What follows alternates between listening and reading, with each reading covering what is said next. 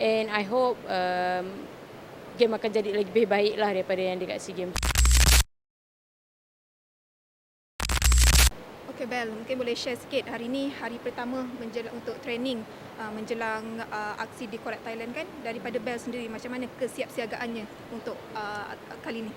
So untuk kami player, saya rasa untuk this time player better daripada yang ada dekat SEA Games sebab kita ada peluang untuk main dalam liga walaupun singkat tapi now ada banyak muka baru. So I hope game pun akan banyak berubah nanti.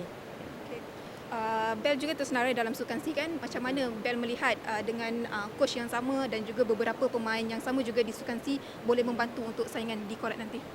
So sebenarnya untuk di Korat nanti banyak player baru.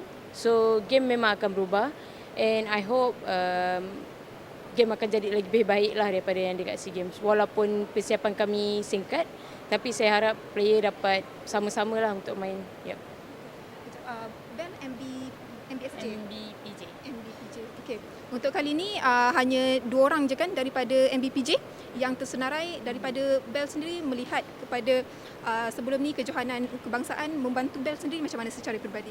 Okay, so saya rasa banyak perubahan bila kita tengok ada player, bila ada game dan juga bila tak ada game, kita boleh cari banyak lagi player dekat situ tau. So untuk saya pula persiapan dan juga saya rasa individu saya sendiri lebih bersedia bila ada training dengan club and then kita straight dengan game and then now kita training untuk game pula. So non-stop training, I think that's one of good thing lah untuk kita orang. Yeah. Untuk sasaran Bel secara peribadi? So macam kita tahu grouping ada Thailand dan juga Indonesia di mana dua-dua tim tu kuat. Jadi kami cuba yang terbaik untuk menghadapi dua-dua pihak lawan lah. Itu je yang saya boleh cakap. Okay, harapannya?